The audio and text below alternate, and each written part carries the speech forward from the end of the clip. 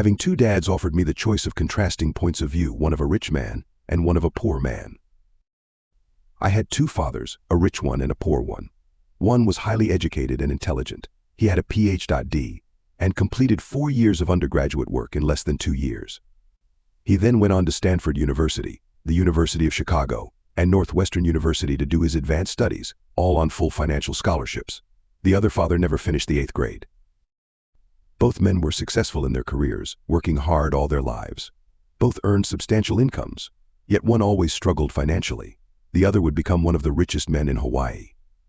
One died leaving tens of millions of dollars to his family, charities, and his church. The other left bills to be paid. Both men were strong, charismatic, and influential. Both men offered me advice, but they did not advise the same things. Both men believed strongly in education, but did not recommend the same course of study. If I had only one dad, I would have had to accept or reject his advice. Having two dads offered me the choice of contrasting points of view, one of a rich man and one of a poor man. Instead of simply accepting or rejecting one or the other, I found myself thinking more, comparing, and then choosing for myself. The problem was that the rich man was not rich yet, and the poor man was not yet poor. Both were just starting out on their careers, and both were struggling with money and families. But they had very different points of view about money. For example, one dad would say, "The love of money is the root of all evil." The other said, "The lack of money is the root of all evil." As a young boy, having two strong fathers both influencing me was difficult. I wanted to be a good son and listen, but the two fathers did not say the same things. The contrast in their points of view, particularly about money, was so extreme that I grew curious and intrigued. I began to start thinking for long periods of time about what each was saying. Much of my private time was spent reflecting, asking myself questions such as, why does he say that? And then asking the same question of the other dad's statement. It would have been much easier to simply say, yeah, he's right. I agree with that, or to simply reject the point of view by saying, the old man doesn't know what he's talking about. Instead, having two dads whom I loved forced me to think and ultimately choose a way of thinking for myself. As a process, choosing for myself turned out to be much more valuable in the long run than simply accepting or rejecting a single point of view.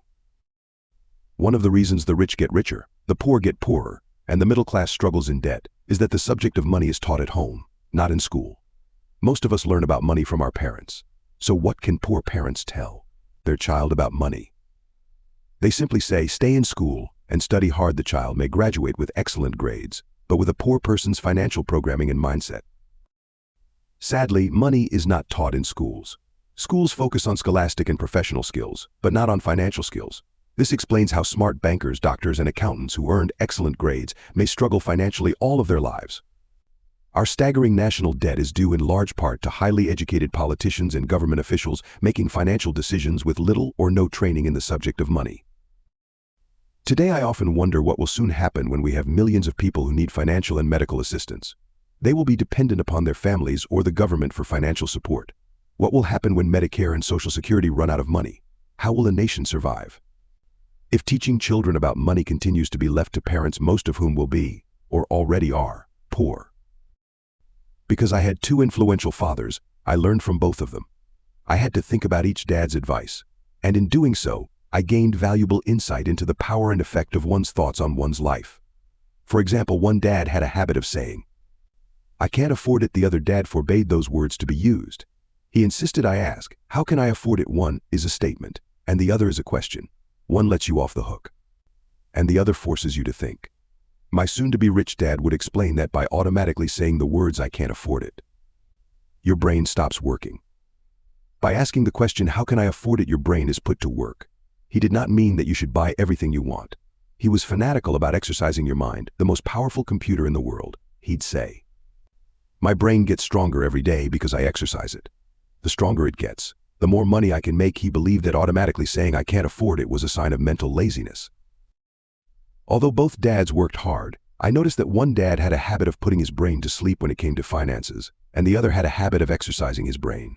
The long-term result was that one dad grew stronger financially, and the other grew weaker. It is not much different from a person who goes to the gym to exercise on a regular basis versus someone who sits on the couch watching television. Proper physical exercise increases your chances for health, and proper mental exercise increases your chances for wealth. My two dads had opposing attitudes, and that affected the way they thought. One dad thought that the rich should pay more in taxes to take care of those less fortunate. The other said, taxes punish those who produce and reward those who don't produce. One dad recommended, study hard so you can find a good company to work for. The other recommended, study hard so you can find a good company to buy. One dad said, the reason I'm not rich is because I have you kids. The other said, the reason I must be rich is because I have you kids. One encouraged talking about money and business at the dinner table, while the other forbade the subject of money to be discussed over a meal. One said, when it comes to money, play it safe. Don't take risks. The other said, learn to manage risk. One believed, our home is our largest investment and our greatest asset. The other believed, my house is a liability, and if your house is your largest investment, you're in trouble. Both dads paid their bills on time, yet one paid his bills first, while the other paid his bills last. One dad believed in a company or the government taking care of you and your needs. He was always concerned about pay raises, retirement plans, medical benefits, sick leave, vacation days, and other perks. He was impressed with two of his uncles who joined the military and earned a retirement and entitlement package for life after 20 years of active service. He loved the idea of medical benefits and PX privileges the military provided its retirees. He also loved the tenure system available through the university. The idea of job protection for life and job benefits seemed more important, at times, than the job. He would often say, I've worked hard for the government, and I'm entitled to these benefits. The other believed in total financial self-reliance. He spoke out against the entitlement mentality and how it created weak and financially needy people.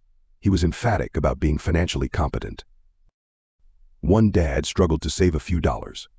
The other created investments. One dad taught me how to write an impressive resume so I could find a good job. The other taught me how to write strong business and financial plans so I could create jobs. Being a product of two strong dads allowed me the luxury of observing the effects different thoughts have on one's life. I noticed that people really do shape their lives through their thoughts. For example, my poor dad always said, I'll never be rich, and that prophecy became reality. My rich dad, on the other hand, always referred to himself as rich. He would say things like, I'm a rich man, and rich people don't do this, even when he was flat broke after a major financial setback. He continued to refer to himself as a rich man. He would cover himself by saying, there is a difference between being poor and being broke. Broke is temporary. Poor is eternal. My poor dad would say, I'm not interested in money, or money doesn't matter. My rich dad always said, money is power. The power of our thoughts may never be measured or appreciated, but it became obvious to me as a young boy that it was important to be aware of my thoughts and how I expressed myself. I noticed that my poor dad was poor, not because of the amount of money he earned, which was significant, but because of his thoughts and actions. As a young boy having two fathers, I became acutely aware of being careful about which thoughts I chose to adopt as my own. Should I listen to my rich dad or to my poor dad? There is a difference between being poor and being broke. Broke is temporary. Poor is eternal. Although both men had tremendous respect for education and learning, they disagreed about what they thought was important to learn. One wanted me to study hard, earn a degree, and get a good job to earn money. He wanted me to study to become a professional, an attorney or an accountant, and to go to business school for my MBA. The other encouraged me to study to be rich, to understand how money works, and to learn how to have it work for me. I don't work for money were words he would repeat over and over. Money works for me. At the age of 9, I decided to listen to and learn from my rich dad about money. In doing so, I chose not to listen to my poor dad, even though he was the one with all the college degrees. A lesson from Robert Frost. Robert Frost is my favorite poet. Although I love many of his poems, my favorite is The Road Not Taken. I use its lesson almost daily. The road not taken. Two roads diverged in a yellow wood, and sorry I could not travel both. And be one traveler, long I stood, and looked down one as far as I could, to where it bent in the undergrowth. Then took the other, as just as fair, and having perhaps the better claim, because it was grassy and wanted wear. Though as for that the passing there had worn them really about the same, and both that morning equally lay. In leaves no step had trodden black. Oh, I kept the first for another day. Yet knowing how way leads on to way, I doubted if I should ever come back. I shall be telling this with a sigh, somewhere ages and ages hence, two roads diverged in a wood, and I took the one less traveled by. And that has made all the difference. And that has made all the difference. Over the years, I have often reflected upon Robert Frost's poem, choosing not to listen to my highly educated dad's advice and attitude about money was a painful decision, but it was a decision that shaped the rest of my life. Once I made up my mind about whom to listen to, my education about money began. My rich dad taught me over a period of 30 years until I was 39 years old. He stopped once he realized that I knew and fully understood what he had been trying to drum into my often thick skull. Money is one form of power. But what is more powerful is financial education.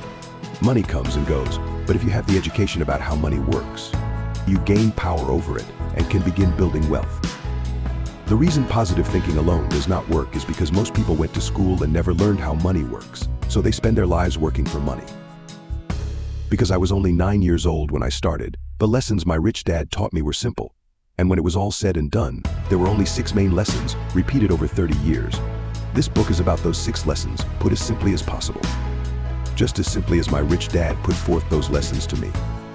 The lessons are meant not to be answers, but guideposts that will assist you and your children to grow wealthier no matter what happens in a world of increasing change and uncertainty.